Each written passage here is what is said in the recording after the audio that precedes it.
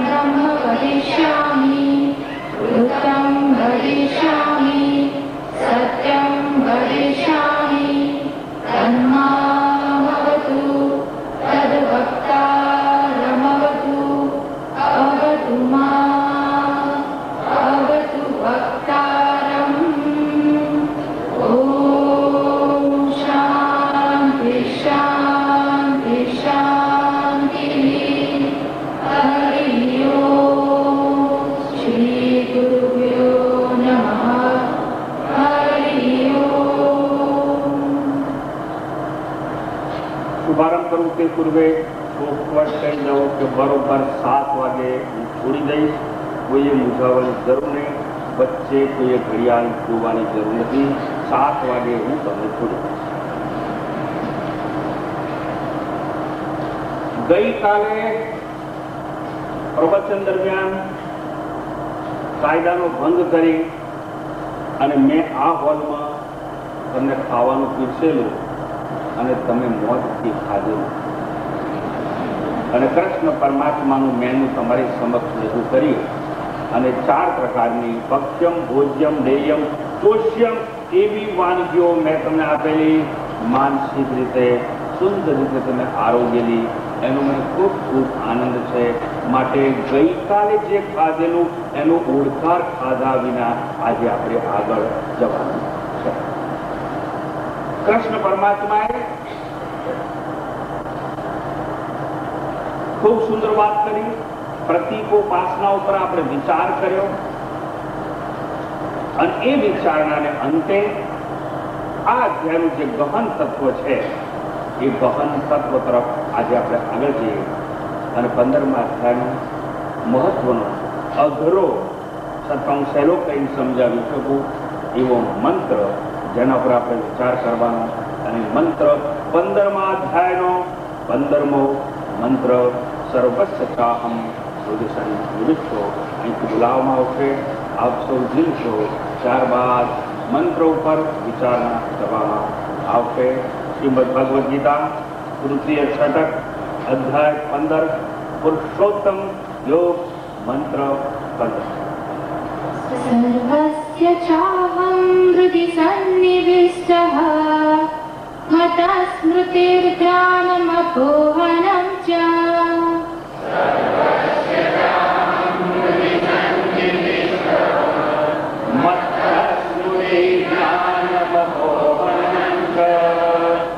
वेदैश्च सर्वैरहमेव वेद्यः वेदान्तकृद्वैदविदेव चाहम्.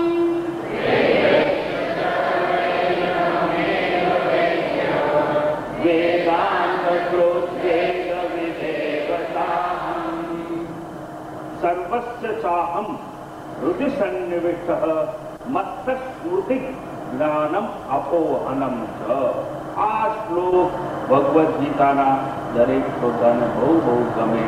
થાકી ગયા હૈયે, કંટાળી ગયા હૈયે અને ચા પીવાની કડક મીઠી અમદાવાદી બાદશાહી ચા પીવાનું મન થાય. ભગવાન અહીં તમને ચા પીરસે છે. તમારે પુસ્તકમાં જુઓ ચાની વાત આવી. સર્વસ્ય ચાહમ જુઓ અંદર આ શ્લોકમાં મજા. સર્વસ્ય આ જે કઈ છે ચા ભાઈ પીવે. સર્વસ્ય ચાહમ સંસ્કૃત ના આપણે પણ મજા માટે બરોબર. સર્વસ્ય ચ અહમ, અહમ એટલે હું, સંધિ થઈ જાય એટલે ચાહમ. તો કે છે અહીંયા સર્વસ્ય ચ અહમ હૃદય સન્નિવિષ્ટઃ.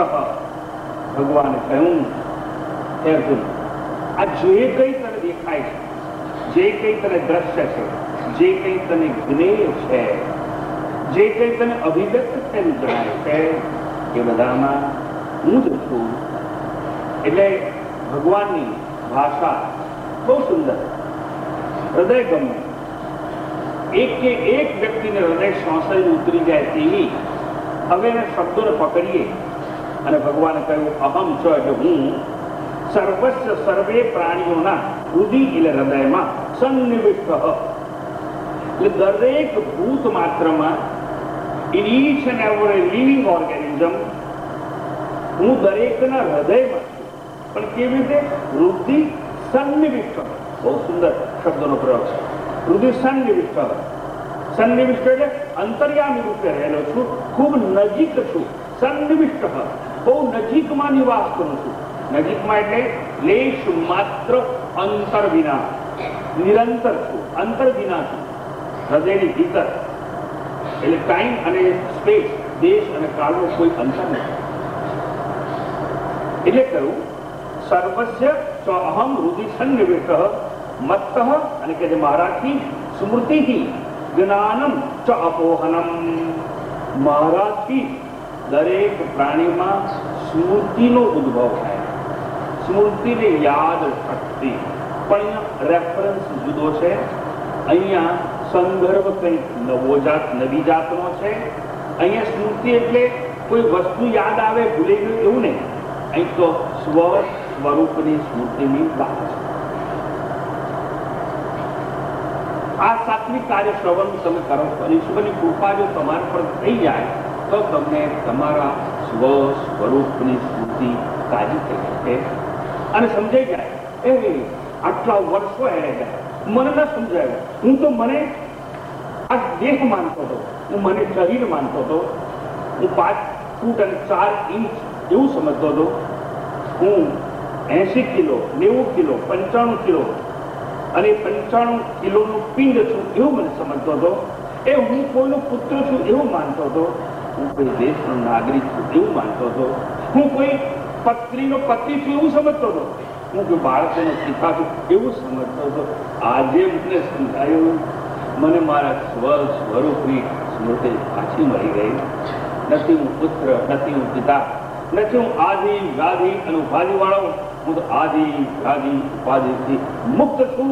નથી જન્મવા વાળું શરીર, નથી આ શરીરને છોડીને જનારું સૂક્ષ્મ શરીર, નથી હું ધારણ શરીર, દેખાઉં છું શરીર વાળો, છતાં શરીરથી મુક્ત છું. શરીરમાં વસું છું, શરીરથી ધારો છું, શરીરથી અસંગ છું, શરીરથી નિર્લેપ છું.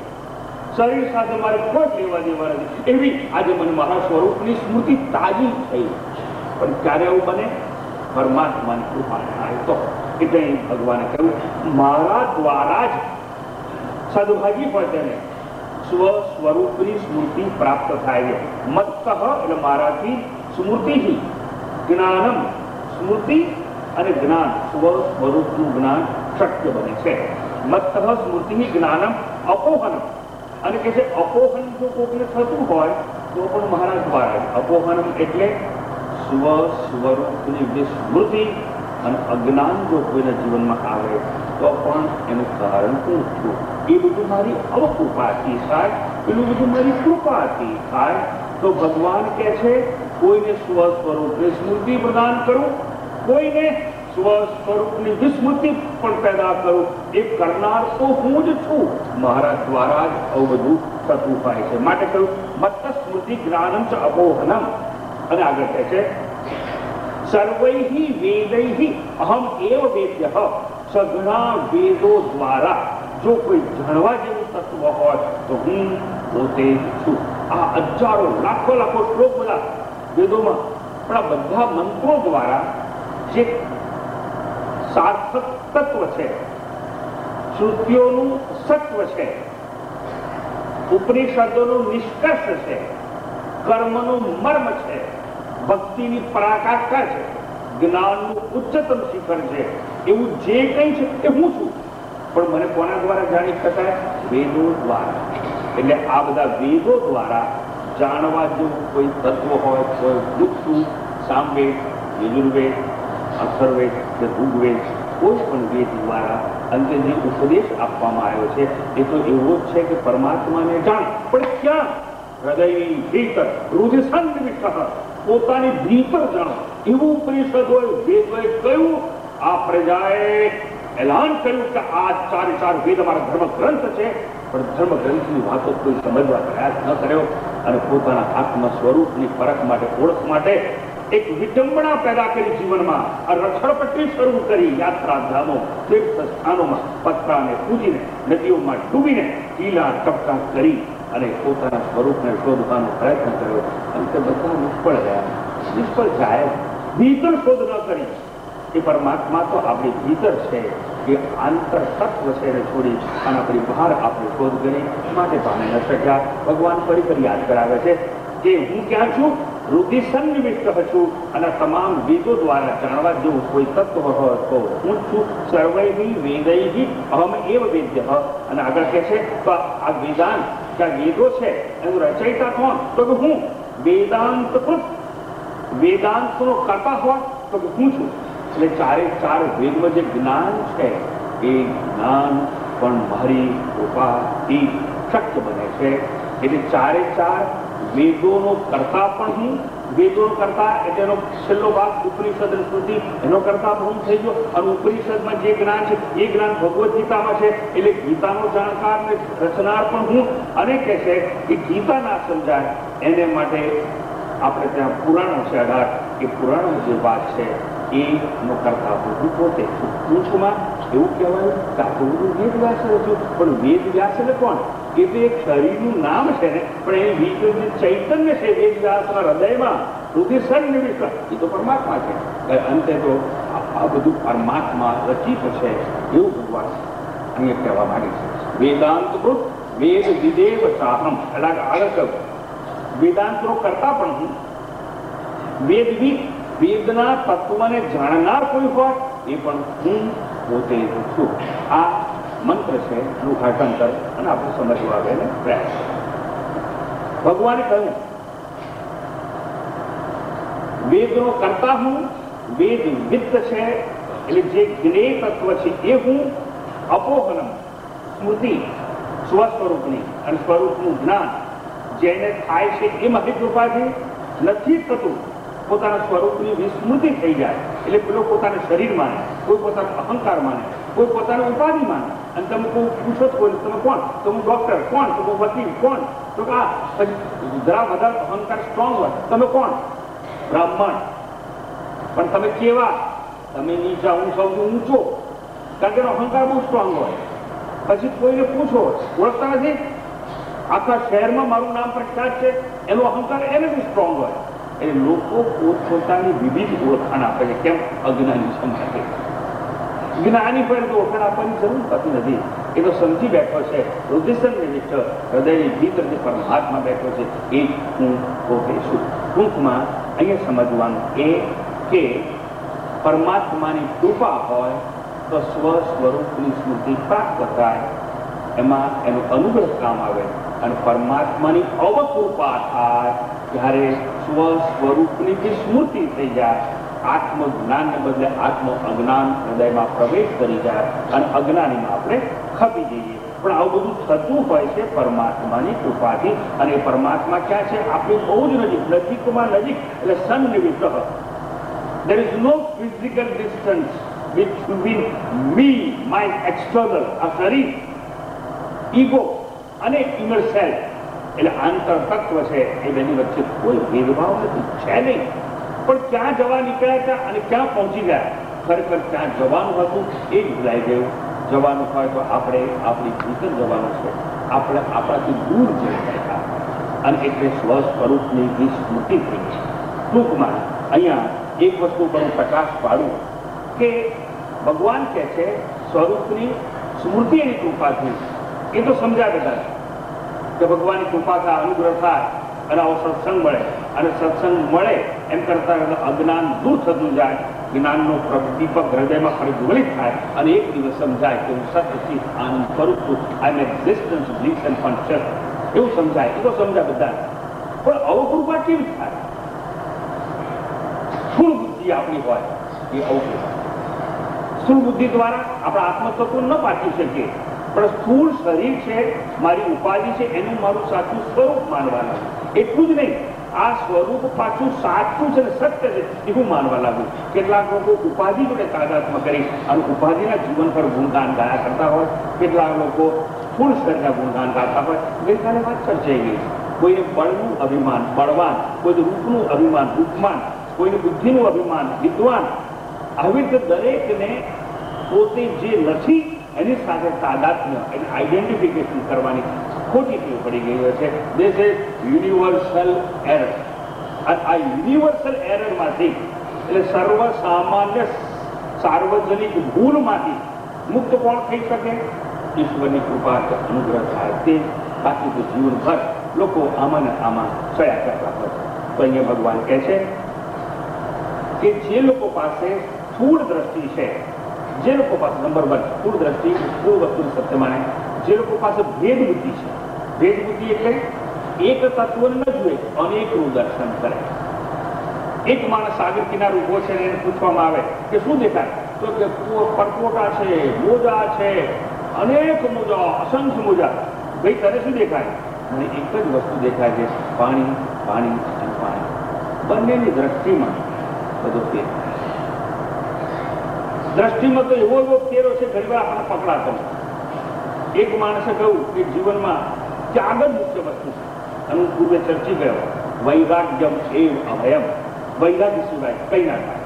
એટલે પેલું બીજું આવી કહે છે, લો બહુ દાપણ ના કરી, આ તો સાધુ બાવાની વાતો સાંભળવાની અને બેબલા બેડા કરી તો જીવા જ નહીં. હે માદો પડી ને તો તારો બાપે સેવા નહીં કરે. થોડા પૈસા હાથની જા, સંગ્રહ તો કરવો જ પડે. થોડા પૈસા ડોક્ટરને કીધું તું લે ક્યાં ચાલ. અને ડોક્ટર કઈ ફીવર આવશે, તારે ખાપો થાય ડોક્ટર. અને કોઈ ડોક્ટર મફતમાં દવા ના કરે. કાવડી વાગશે, કાવડિયા અંગ્રહ કરી નાખ. એટલે એક જણ ક્યાં અંગ્રહ કરી નાખ અને એક જણ કે ના હું ત્યાગમાં માનું છું. ત્યાગ જ મહાન વસ્તુ છે. પછી એમ તો સરસ બે દોસ્તાર ફરવા નીકળે વચ્ચે નદી આવી. ત્યારે સામે પાછું છું, હવે નદી વચ્ચે આવી ગયું, જવું કેવું છે? બે જણા બેઠા છે. તો કે જો ભાઈ તું મને કહે છે ને અંગરવું છે, હું કહું છું અંગરવું ના છે. જો હે લે પેલું ઉડી વાળો છે, કે કેમ તો લઈ જશે ઉડી વાર અહીંયા. જો ભાઈ હું તો કહું છું મારી પાસે પૈસા બીજા છે નહીં, અંદર તો બેસવા દે, પૈસાની વાત પછી. એટલે બે જણા ઉડી ચડી ગયા. થોડી વચ્ચે ગયા એટલે પેલો ઉડી વાળો કે સાહેબ આ બે ના બે આના થશે, સામે પાર લઈ જવાનું. તમે કહો તો ઉડી આગળ લઉં, કાં તો અહીં કૂદી પડો. એટલે પેલું પેલાની સામે જોયું, પેલો પેલાની સામે જોયું. કેમ? એટલે તારો વૈરાગ્ય ક્યાં ગયો? મેં પણ ખાતા નદીમાં. તો પેલો બીજો ચિંતા ના કરી, આમ ધોતી ખોલી કાઢી. આમ ખોલી કે જો આ મારી પાસે 2 પાવલીઓ છે, આ મારે 2 જણના છે ને, પૈસા લઈ લો અને મને સામે બહાર દઈ દો. તો હવે બરોબર વાત. એમ કરીને પૈસા આપ્યા એટલે પેલો ઓડી વાળો સામે બહાર લઈ જાય. હવે સામે પણ કિનારો ઉતરવાની વાત આવી એટલે પેલો પેલાને ટગર મગજ જોઈ લેલો. કેમ બુદ્ધિ ઠેકાને આવી ને? વૈરાગ્ય લે આ કેરે બાંધેલા હતા પૈસા આલ્યા એટલે ઓડી વાળો સામે લઈ આવ્યો. એટલે પેલાની દ્રષ્ટિમાં શું છે કે પૈસા મેં આલ્યા એટલે લઈ આવ્યો. એટલે કે જો ભાઈ તું ગમે તું અભિમાન કરે પણ સિદ્ધાંત તો મારો જ કામ આવ્યો. પૈસા હતા એટલે ઓડી વાળો સામે નથી લઈ આવ્યો, કે પૈસાનો ત્યાગ કર્યો એટલે નહીં. એટલે કોણ સાચું? હવે હું શું સમજાવવા માંગુ છું કે દ્રષ્ટિમાં ફરક. એટલે બેની દ્રષ્ટિ કેવી હોય તો એ સમજવાનું કે જેની ભેદ દ્રષ્ટિ હોય. ભેદ દ્રષ્ટિ શું કે એક માણસ પેલો કહે છે પાણી પાણી પાણી જ દેખાય છે, અભેદ દ્રષ્ટિ છે. પાણી સિવાય કઈ જ દેખાતું. તારે પેલો કઈ પરપોટા દેખાય છે, તરંગો દેખાય છે, મોજા દેખાય છે, માટલા કોકો, એટલે એનામાં ભેદ દ્રષ્ટિ છે. અભેદ દ્રષ્ટિ વાળો કે સુનિચૈવ સ્વભાકેશ પંડિતા સમદર્શી. હે પુત્ર હોય, હાથી હોય, ગાય હોય, બ્રાહ્મણ હોય, ચાંડાળ હોય, ભલે પણ નામ જુદા, કોઈ જાતિ જુદી, બધામાં આત્મા તો એકનો એક જ છે. આવું આર હોય તો શું છે? તો અનેક પુષ્પો છે, મોગરો છે, ગુલાબ છે, ચમેલી છે, સફેદ ફૂલ, પીલા ફૂલ, લાલ ફૂલ, લીલા ફૂલ, એ ફૂલ અનેક છે, સુગંધ અનેક છે, ગુણધર્મ અનેક છે, પણ બધામાંથી પસાર થતો દોરો એકનો એક છે. ઓહો, દોરાને જોશો તો ઐક્યના દર્શન થશે, પુષ્પને નામ અને આકારને જોશો તો ભેદ દેખાશે. તો અહીંયા ભગવાન કહે છે અપોહનમ ચ. અપોહનમ એટલે અજ્ઞાન અને વિસ્મૃતિ કોને થાય? જે ભેદનું દર્શન કરશે. હું જુદો અને આ જુદા, આ મારા અને પેલા પરાયા, આમ સગા અને વાલા, અને પેલા સગા ના હોય અને વાલા ના હોય એવા. એટલે ટૂંકમાં ભેદનું દર્શન કરે છે એ ભેદ દ્વારા ભેદને પામે છે. ઉપનિષદો કહે છે મૃત્યોઃ સ મૃત્યુમ ગચ્છતિ યહ ઇહ જ્ઞાનેવ પશ્યતિ. પણ આવી વાતો છે ને એને સંતો બહુ સરળ ભાષામાં ગુજરાતીમાં મૂકી. મહાતપસ્વી યોગીઓ ભેદે ગોઠા થાય નાનાત્મય જ્ઞાનથી રંગ પાર થઈ જાય. અવધૂત જેવું સુંદર છે મૂકી. આ ગહન તત્વો. પણ આવું તો બધા આ બધા બ્રાહ્મણો બેઠા ગોખી મારી સમજે બમને નહીં. ટૂંકમાં મારી એક જ વસ્તુ સમજાવી છે કે સ્વ સ્વરૂપની વિસ્મૃતિ કોને થાય તો જેનામાં સ્થૂળ બુદ્ધિ હોય, જેનામાં ભેદ દ્રષ્ટિ હોય, એ બધાને અવકૃપા થાય પરમાત્માની. કારણ કે ભેદનું દર્શન કરે છે માટે, નામ અને આકારને જુએ છે માટે, જળ આકારને સત્ય માને છે માટે, અને એવા બધા લોકોને પરમાત્માની અવકૃપા થાય અને પોતાના આત્મ સ્વરૂપની વિસ્મૃતિ થઈ જાય અને અજ્ઞાન થાય. એટલે ટૂંકમાં ભગવાન કહે છે કે મત્ત સ્મૃતિ જ્ઞાનમ અપોહનમ. જો અપોહનમ એટલે વિસ્મૃતિ અને અજ્ઞાન મારી રીતે પેદા થાય અને મારી કૃપા કે મારો અનુગ્રહ હોય તો આત્મ સ્વરૂપની સ્મૃતિ પણ થાય અને આત્મજ્ઞાન પણ એને થતું હોય છે. આવી રીતે બહુ સુંદર વાત કરી છે. એ વાતની ઉપનિષદ કહે છે એતસ્મિન ઉદરમંતરમ ગુરુદે અદતસ્ય ભયમ ભવતિ. જો પરમાત્મા સાથે લેશ માત્ર જરાક જેટલો ભેદ જોશો તો ભય સિવાય જગતમાં જીવનમાં કઈ આપો કે હાથમાં નહીં આવે. એટલે પરમાત્મા મારાથી દૂર છે એવું નહીં વિચારવું. પરમાત્મા તો મારી ભીતર છે અને જે અંતરાત્મા મારી ભીતર છે ને એની અને મારી વચ્ચે લેશ માત્ર ભૌતિક અંતર નથી. there is no physical distance. if there is no physical distance, human efforts are not at all required. કોઈ જો આ કરું, કોઈ જો આ કરું, કોઈ જપ કરું, તપ કરું, એટલે કોઈ કરવાની જરૂર નથી. પરમાત્મા તમારાથી દૂર હોત તો કઈ કરવાની જરૂર. તો કરવાનું શું? અજ્ઞાનનું આવરણ માત્ર સરી જવું છે, બીજું કંઈ કરવાનું નથી. અજ્ઞાનનું આવરણ જાય કઈ રીતે? ઈશ્વર કૃપા હોય ત્યારે. એટલે ઘડી ઈશ્વર પોતે પોતાના સ્વમુખે કહે છે મત્ત સ્મૃતિ જ્ઞાનમ અપોહનમ ચ.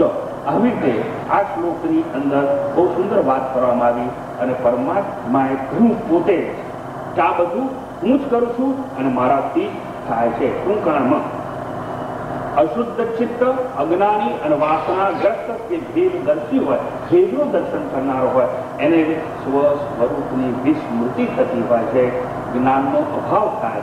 આ બંનેને ભેગા કરીએ એક શબ્દમાં અપોહનમ કહેવામાં આવે છે, જેનું સુંદર વર્ણન કરવામાં આવ્યું છે.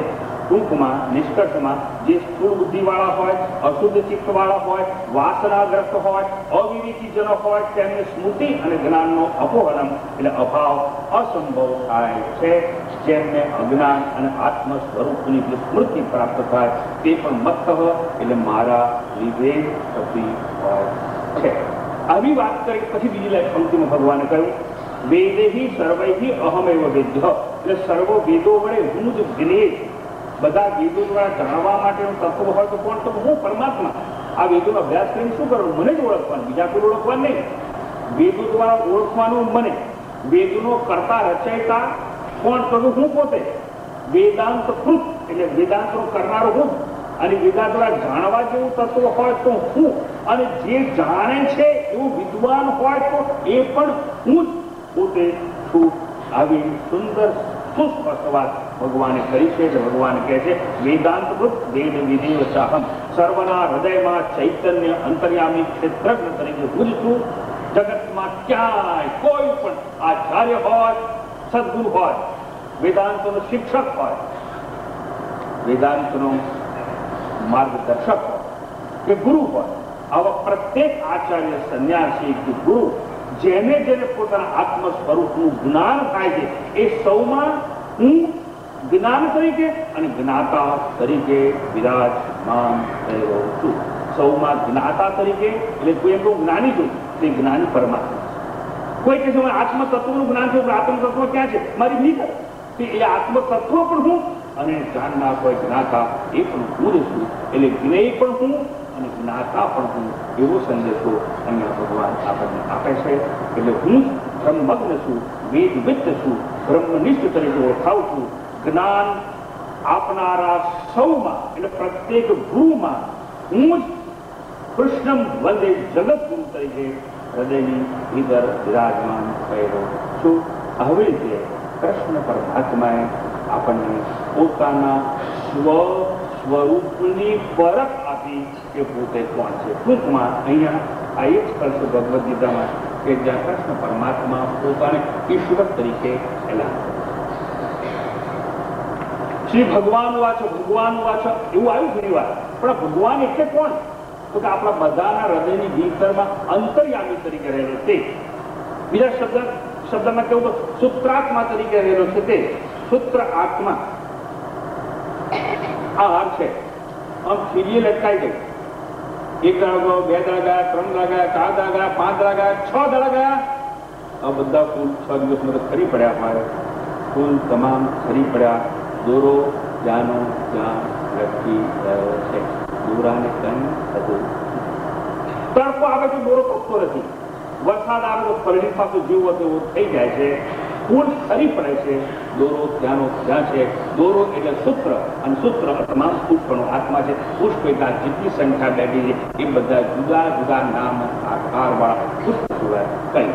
તો ટૂંકમાં તાત્પર્ય કહેવાનું એ છે, પરમાત્માએ પોતે કહ્યું કે પ્રાણી માત્રમાં, ભૂત માત્રમાં, મનુષ્ય માત્રમાં, પશુ માત્રમાં, પંખી માત્રમાં, ખેતર જળચર ભૂચર માત્રમાં હું શુદ્ધાત્મા તરીકે અંતર્યામી રૂપે બેઠો છું. અને એવી હૃદય સન્નિવિષ્ટ કરી અને પોતાના સાચા સ્વરૂપની ઓળખ અને કરી છે પરમાત્માએ પોતે આપ્યો છે. હવે આ પરમાત્મા વેદાંતો કરતા વેદો દ્વારા જાણવા જેવું તત્વ હોય છે તે પોતે, અને જેનાથી જણાય છે જ્ઞાની હોય તો પણ ભગવાન કહે છે હું પોતે જ છું. આનું નામ છે રહસ્યોદ્ઘાટન. એટલે કૃષ્ણ પરમાત્માએ પોતે હું ઈશ્વર છું, સર્વનું રચયિતા છું, એવી આખી જગ જાહેરાત અહીંયા આપણા સૌની વચ્ચે બહુ સૂક્ષ્મતાથી અને સરળ રીતે કહી છે અને સમજાવવાનો પ્રયાસ કરે. ટૂંકમાં કૃષ્ણ તો અવતાર છે. અવતારી એટલે ભગવાન ઈશ્વર છે, અને હું ઈશ્વર છું એવી જાહેરાત કરી. અને આ ઈશ્વર એટલે કોણ એવો પ્રશ્ન જાગે. તો હવે આ 15મા અધ્યાય સા, આ 15મા અધ્યાયનું રહસ્ય, આ 15મા અધ્યાયનું નિષ્કર્ષ, આ 15મા અધ્યાયની પરાકાષ્ઠા હવેના 3 શ્લોક દ્વારા સમજાવવામાં આવે છે. 3 શ્લોક એક સાથે અહીંથી બોલાવવામાં આવશે. આપ સૌ બોલશો, ત્યારબાદ આપણે એના પર વિચાર કરવા માટે આગળ જઈશું. શ્લોક 16, શ્લોક 17 અને શ્લોક 18. આપણે 15મો શ્લોક જોયો ને, 15મો જોયો. હવે 16, 17 અને 18 એક સાથે. द्वाविमौ पुरुषौ लोके क्षरश्चाक्षर एव च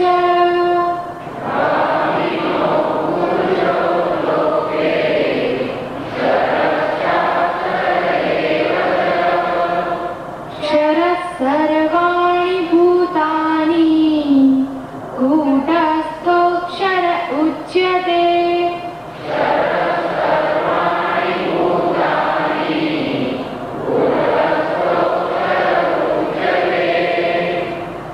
उत्तमः पुरुषस्त्वन्यः परमात्मेत्युद्धारतः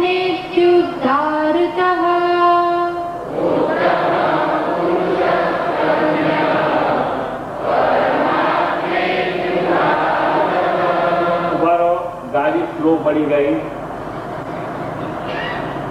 પરથી ટોપ ગિયરમાં, નીચલા ગિયરમાં નાય. પછી બોલો. उत्तमः पुरुषस्त्वन्यः परमात्मेत्युदाहृतः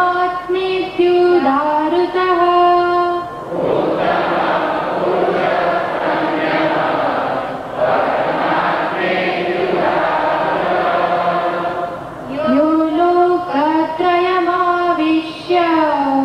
बिभर्त्यव्यय ईश्वरः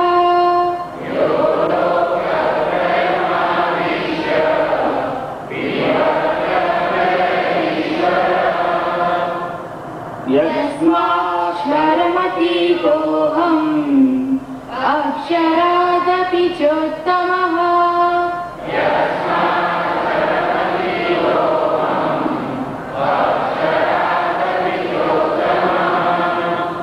अतोऽस्मि लोके वेदे च प्रति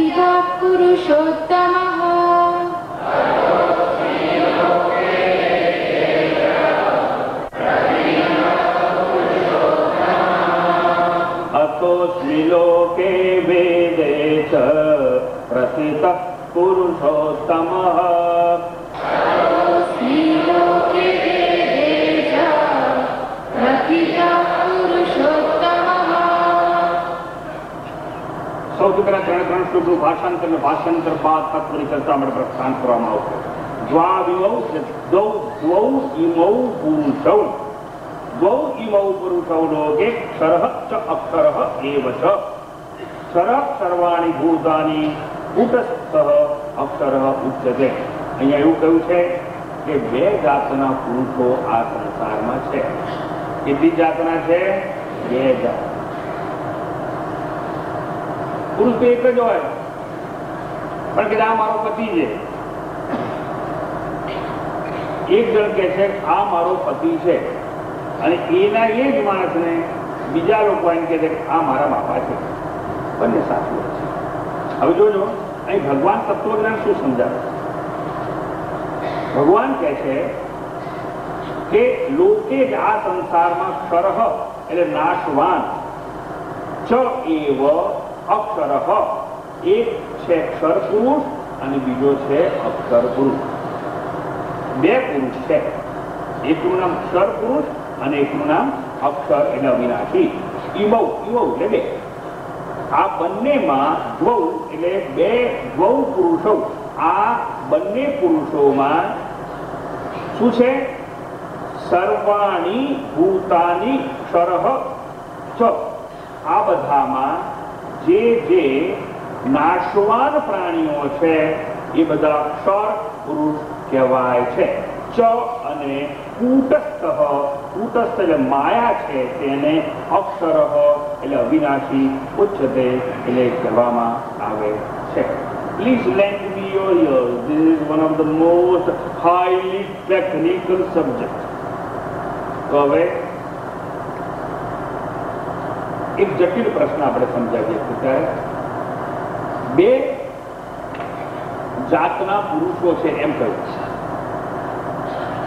જે બહુ ધ્યાન રાખજો, અઘરું નહીં પડે. જે આંખે દેખાય તેવું છે એને દ્રશ્ય વર્ગમાં મૂકવામાં આવે છે. એટલે જેટલું આંખે દેખાય દ્રશ્ય વર્ગ, જે આંખે દ્રશ્ય છે એ તમામ નાશ પામવાના સ્વભાવ વાળું છે. દ્રષ્ટ નષ્ટ સ્વભાવ. જે કંઈ આંખે દેખાયું ભાઈ એટલે એને આકાર હોય. આકાર એટલે રૂપ હોય. જેને રૂપ હોય, આકાર હોય, એનો જન્મ હોય. જેનો જન્મ હોય એને નામ હોય, અને નામ હોય એનો નામ. ટૂંકમાં જે આંખે દેખાય તેવું હોય એ નાશ પામવાના સ્વભાવો છે. તમામ દ્રશ્ય વર્ગ એટલે મને આ ઘડિયાળ દેખાય છે તો એ સમજવા આવશે જ્યારે એનો નાશ થઈ જશે. ચશ્મા દેખાય છે, આ ગુલાબનું ફૂલ દેખાય છે, આ જે કંઈ દેખાયું તમે બધા મને દેખાવશો. શરીર તમારું એટલે શરીર દેખાતું હોય તો નિશ્ચિત એ નાશ પામવાના સ્વભાવ વાળો છે. આજે કાલે વર્ષે 2 વર્ષે 50 વર્ષે 100 વર્ષે જે દેખાય છે એનો 1000 વર્ષે પણ નષ્ટ થવાનું છે. એટલે કે નાશ તો થવાનું છે. એટલે જે નાશવાન છે એને ક્ષર પુરુષ કહેવામાં આવે છે. તો પછી અક્ષર પુરુષ એટલે કોણ? દરેક નાશવાન વસ્તુની અંદર એક વસ્તુ એવી છે કે જે અવિનાશી છે, અને એવી જે અવિનાશી વસ્તુ છે એને અક્ષર પુરુષ કહેવામાં આવે છે. તો આવી રીતે ક્ષર અને અક્ષર 2 જાતના પુરુષો આપણને અત્યારે સમજાવવામાં આવ્યા છે. તો દરેક નાશવાનમાં અક્ષર કોણ? તો તેનું કારણ હોય છે. તો બધા જે દ્રશ્યો, જે નામ, જે આકાર, જે રૂપ છે એ બધા બન્યા છે નથી, તો તે બધું માયાનું સર્જન છે. Maya is material cause for entire creation. એટલે માયા છે એ કોઈ પણ વસ્તુની ઉત્પત્તિ માટે ઉપાદાન કારણ એટલે વસ્તુ માનવામાં આવે છે. અને માયા દ્વારા આ બધું સર્જન. ભગવાન કે છે મયા અધ્યક્ષેણ પ્રકૃતિ સૂયતે સચરાચરમ. ચળ અને અચળ એટલે જળ અને ચેતન આ જે કંઈ ઉત્પન્ન થયું છે એ મારી અધ્યક્ષતામાં થયું છે, પણ મેં નથી કર્યું. તો કર્યું કોણે? માયા મારી અધ્યક્ષતામાં આ બધું સર્જે છે. હું કઈ કરતો નહીં. એવું કોણ કરે છે? આ તમારો આજ ગઈકાલનો, પરમદાડાનો અને આવતીકાલનો થવાનો છે. એટલે કોણ? તમારી ક્રિકેટની મેચનો અમ્પાયર. હું કંઈ કરતો નથી, પણ જો હું ના હોઉં તો મેચ રમાય નહીં, અને મેચ રમાય નહીં તો કોઈ નોટ આઉટે ના થાય અને કોઈ આઉટે થાય નહીં. પણ હું છું માટે મેચ રમાય છે. તો અમ્પાયર સાહેબ તમે કેવી બોલિંગ કરશો? હું બોલિંગ કરું નહીં. એમ્પાયર સાહેબ તમે કેટલા ચોગ્ગા મારશો? અને હું કશું ચોગ્ગો બોગ્ગો મારું નહીં, પણ અમ્પાયર સાહેબ તમે હું બેટને અડવું નહીં, બોલને અડવું નહીં, હું કંઈ ન કરું, હું બોજ રહું તોય મારા વિના મેચ રમાય. વાહ, સરસ. ભગવાન બહુ સુંદર વાત છે. આ સૃષ્ટિની ઉત્પત્તિ એની સ્થિતિ એનું વિસર્જન મારાથી, છતાં હું કંઈ કરતો નથી. એટલે ભગવાન કહે છે આઈ એમ કેટેલિટિક એજન્ટ. સાયન્સ સિવાય આ વસ્તુ સ્વીકારે. કેટેલિટિક એજન્ટ એવી વસ્તુ પોતે કંઈ ના કરે, પણ એ ના હોય તો કંઈ થાય નહીં. અને H2O તમે સમજી ગયા છો કે એમાં ઇલેક્ટ્રિસિટીની હાજરીમાં H+O કરવામાં આવે તો જ પાણી થાય. પણ પાણીનું પૃથ્થકરણ તો જો વીજળી હાથમાં આવતી નથી ભાઈ, પણ વીજળીની હાજરી જરૂરી હોય છે. અને વધારે દ્રષ્ટાંતો આપતો નથી. તમારું ખાતર જે ભરૂચનું GNH બને ને એમાં પ્લેટિનમની પ્લેટ હોય, પણ પ્લેટિનમની પ્લેટ હોય ને એ કેટેલિટિક એજન્ટ તરીકે કામ કરે. આ ખાતર બને ને એનું રો મટીરિયલ એટલે એરમાંથી જ બને, વાયુનું મિશ્રણ કરીને આ બધું બનતું હોય ને. પણ એમાં બી પ્લેટિનમની પ્લેટ કે છે જોઈએ અને હજારો વર્ષો સુધી એને કંઈ થાય પોતે કંઈ ના થાય, એની હાજરીમાં આ વાયુનું મિશ્રણ થાય તો પેલું ખાતર હલકું હોય છે. ટૂંકમાં ઈશ્વર પોતે કંઈ કરતો નથી, માયા બધું સર્જે છે. એ માયા એટલે વસ્તુ એટલે મટીરિયલ કોસ્ટ. તો અહીંયા માયામાં કોઈ ફેરફાર થતો નથી, માયામાં કોઈ પરિવર્તન થતું નથી. અને એ માયા દ્રશ્યો જન્મે, આકાર જન્મે તો માયાને કઈ નહીં, આકાર નાશ થાય મૃત્યુ પામે તો માયાને કઈ નહીં. માયા એમની એમ રહે છે. એ માયાને સમજાવવા માટે અહીંયા કહ્યું છે ક્ષરઃ સર્વાણી ભૂતાની કૂટસ્થ અક્ષરઃ ઉચ્યતે.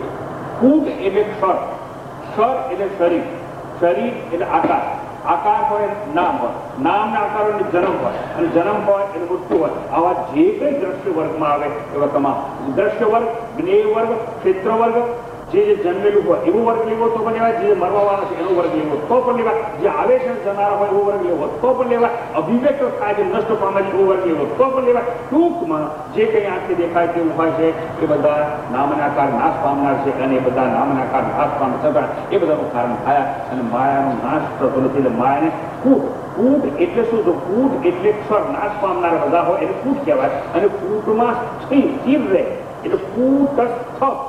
કૂટમાં જેનામાં કોઈ પરિવર્તન ના આવે એને કૂટસ્થ એટલે માયા કહેવામાં આવે છે. એટલે માયાને અહીંયા અક્ષર પુરુષ તરીકે વર્ણવવામાં આવી છે. એટલે જે માયા બધાનું કારણ છે એ માયા બધાને જન્માવે છે, પણ માયા પોતે એમની એમ રહેતી હોય છે. માયામાં કોઈ ફેરફાર થતો નથી.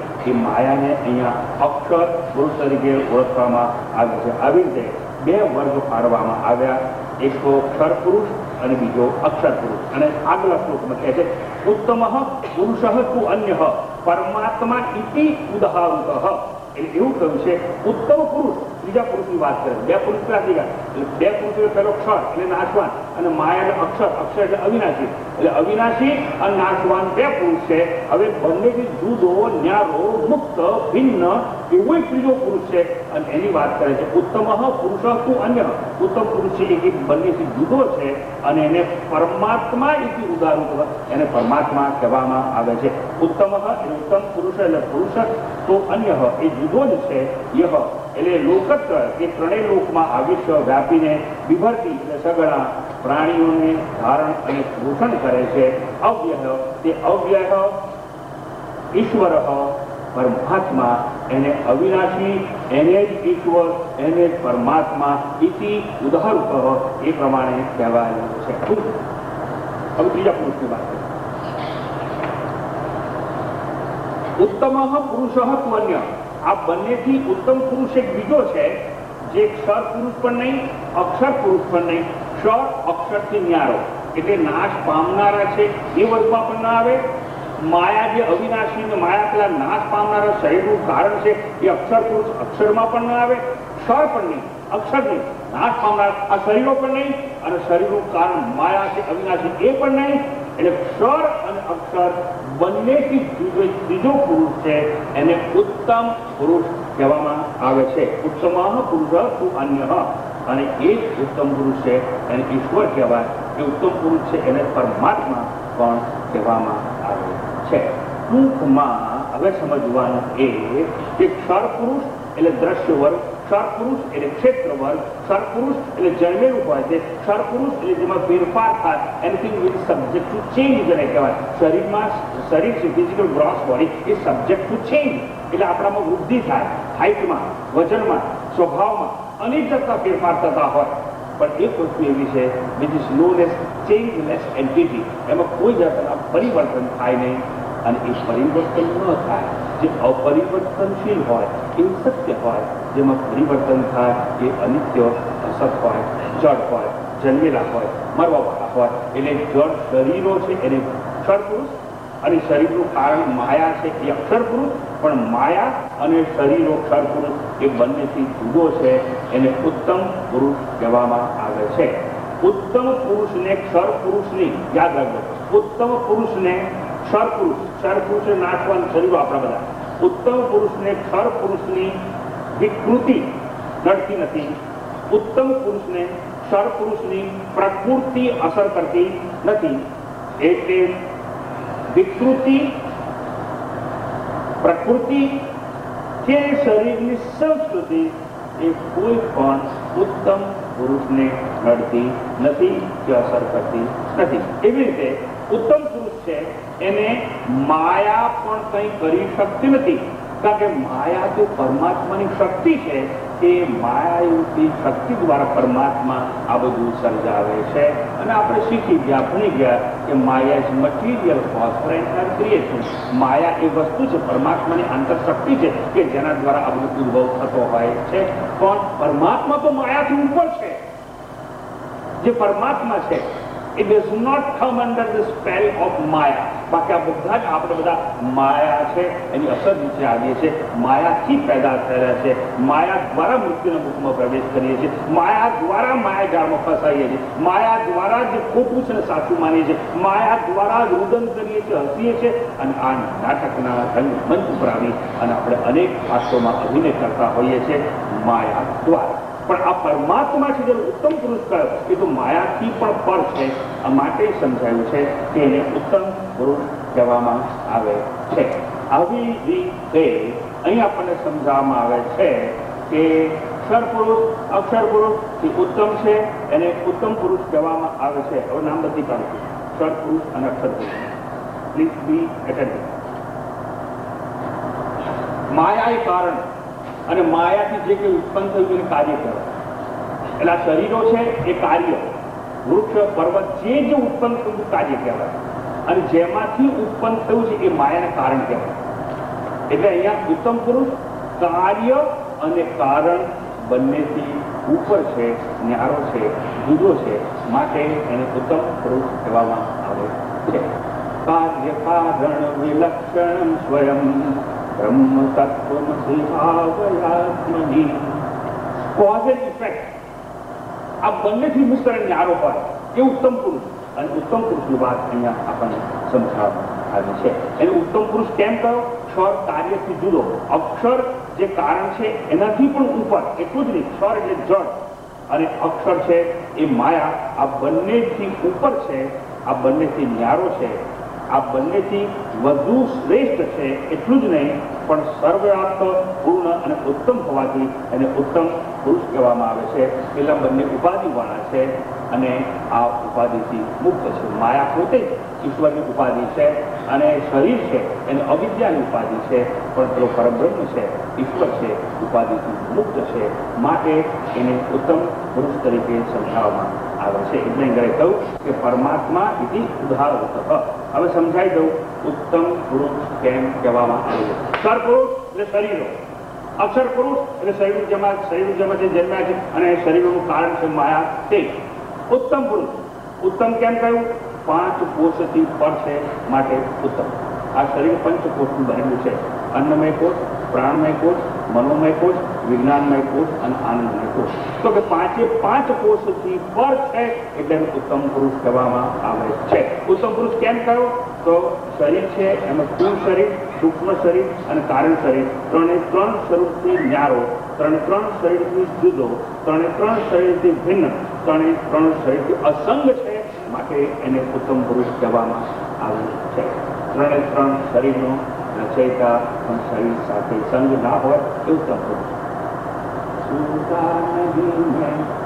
છૂતા નહીં મેં छूता नहीं मैं देह फिर भी देह तीनों भार का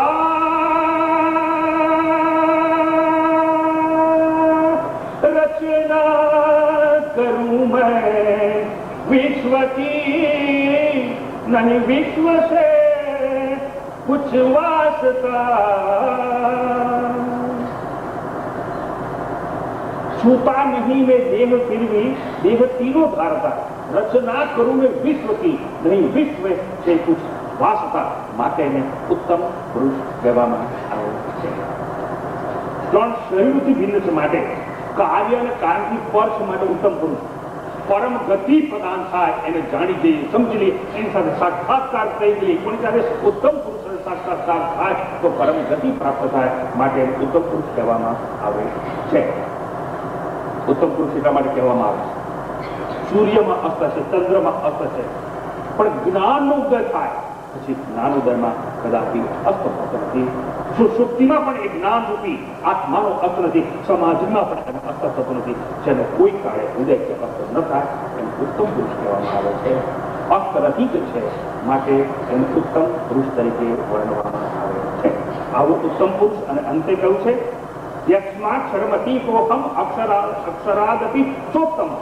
એટલે ક્ષર અને અક્ષરથી જુદો છે, નાનો છે, માટે જ એને ઉત્તમ કહ્યું. ચોત્તમ અતોસ્મિ લોકે વેદે ચ પ્રથિત પુરુષોત્તમ. માટે આ લોકમાં સમગ્ર બ્રહ્માંડમાં સૃષ્ટિમાં હું પુરુષોત્તમ તરીકે નામ છું, પુરુષોત્તમ તરીકે પ્રખ્યાત છું. એટલે આ અધ્યાય છે એનું નામ છે પુરુષોત્તમ યુગ. યસ્માત એટલે કારણ કે, અહમ એટલે હું, ક્ષર એટલે નાશવાન થી અતીત છું અને અક્ષર એટલે અક્ષર પુરુષ માયાથી કે જીવાત્માથી પણ ઉત્તમ છું. અતઃ લોકે આ લોકમાં અને વેદમાં પુરુષોત્તમ પ્રથિત અસ્મિ.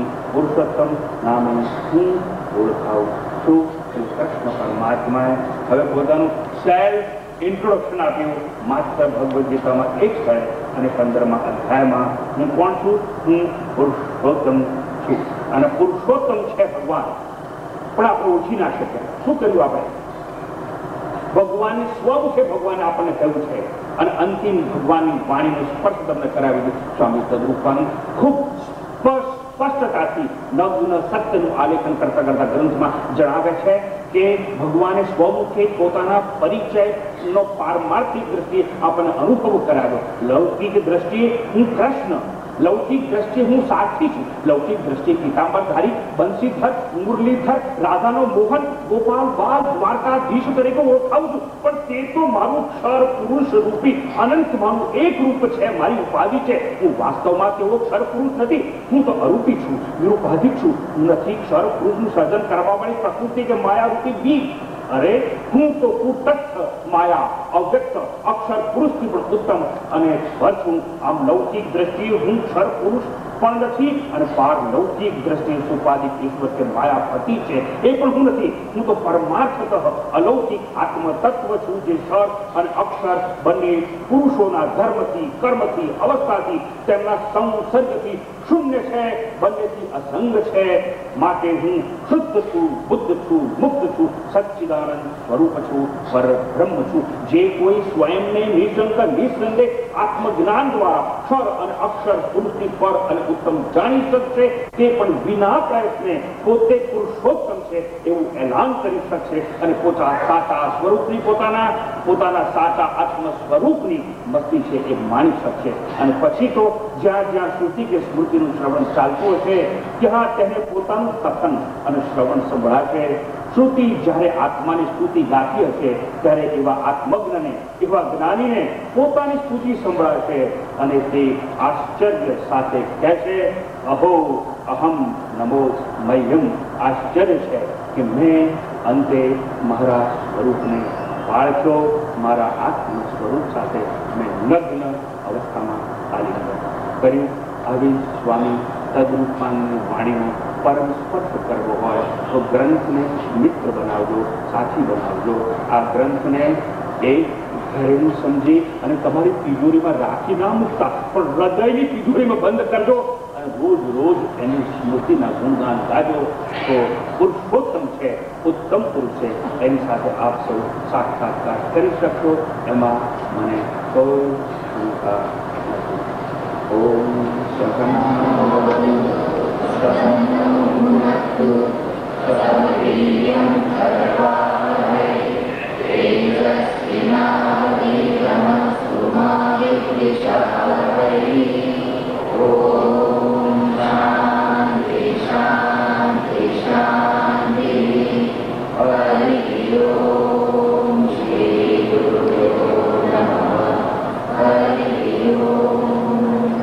આવતીકાલનો સમય બરોબર 5:30 વાગે.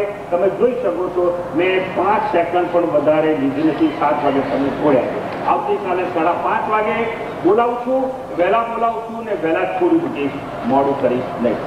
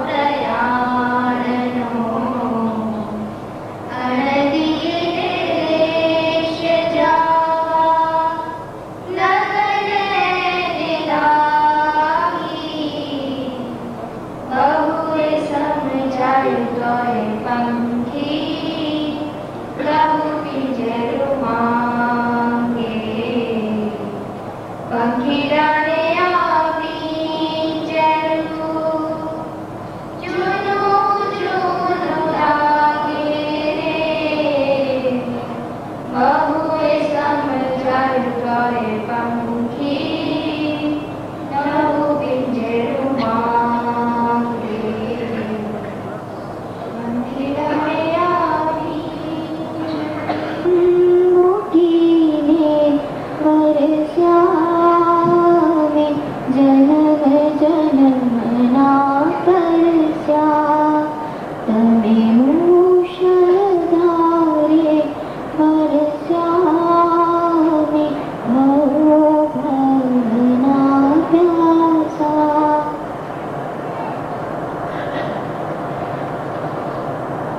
હરિઓમ. ગઈકાલની સાંજ અમારા માટે જબરદસ્ત ચિંતાનો વિષય બની ગઈ હતી. ગઈકાલની સાંજ સ્વામીજીની તબિયત ખૂબ નાદુરસ્ત, પણ એમને સાહસ કરીને કોણ જાણે કેમ એ ગઈકાલે પ્રવચન આપવા આવ્યા. અમે વિનંતી કરેલી કે સ્વામીજી આ સાહસ કરવાનું રહેવા દો.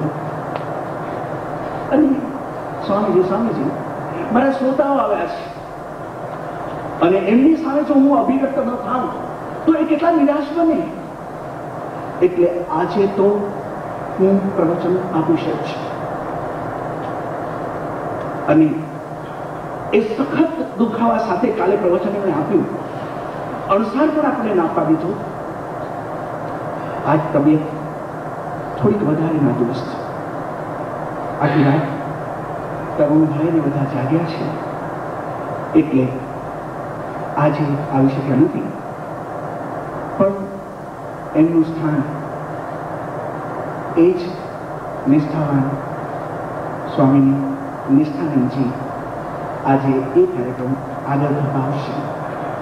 એ પહેલા થોડીક વિધિ છે, એ વિધિ બતાવી દઈએ. આભારના ભારની લાગણી વ્યક્ત કરી લઈએ. આભાર વ્યક્ત કરવાનો હતો તરુણભાઈને, જેને આ સૌજન્ય આપ્યું છે. ભાવનાબેન તરુણભાઈ આખી રાત સ્વામીજીની સાથે જાગ્યા છે અને એટલે એમને કહ્યું કે ચરણભાઈ, મારી લાગણીને વાચા તમે આપશો. હું થોડુંક લખી લાવ્યો છું, એટલું જો તમે વાંચી લેશો તો મારી અભિવ્યક્તિ એ થઈ જશે. અર્થ કર્યું છે તે પરમ પૂજ્ય સ્વામી પ્રભુપાનંદજી તથા પૂજ્ય કેવલાનંદજી, મનન આશ્રમ ટ્રસ્ટી મંડળના સૌ સાધક ભાઈઓ તેમજ ઉપસ્થિત મુમુક્ષુ એવં શ્રોતાગણ, પરમાત્માની પ્રેરણા અને પૂજ્ય સ્વામીજીની અસીમ કૃપાથી શ્રીમદ ભગવદ્ ગીતા જ્ઞાન યજ્ઞનું આયોજન પૂર્ણતામાં પરિણમ્યું છે. આ જ્ઞાન યજ્ઞમાં પૂજ્ય સ્વામીજીની સંમતિએ અમારામાં આનંદ અને હર્ષોલ્લાસનો વધારો કર્યો છે અને અમો સદાયના એમના ઋણી બન્યા છીએ. અમારા સમુદ્ર પરિવારના તેમના ચરણોમાં નમ્ર પ્રાર્થના સહ કોટી કોટી વંદન. આ શ્રીમદ ભગવદ્ ગીતા જ્ઞાન યજ્ઞમાં મનન ટ્રસ્ટી મંડળના સૌ સાધક અને સેવાભાવી કાર્યકરોએ જે સેવા આપી છે, સહકાર આપ્યો છે, એનો આભાર વ્યક્ત કરવા મારા માટે શબ્દો નથી. આ તરુણભાઈ તરફથી છે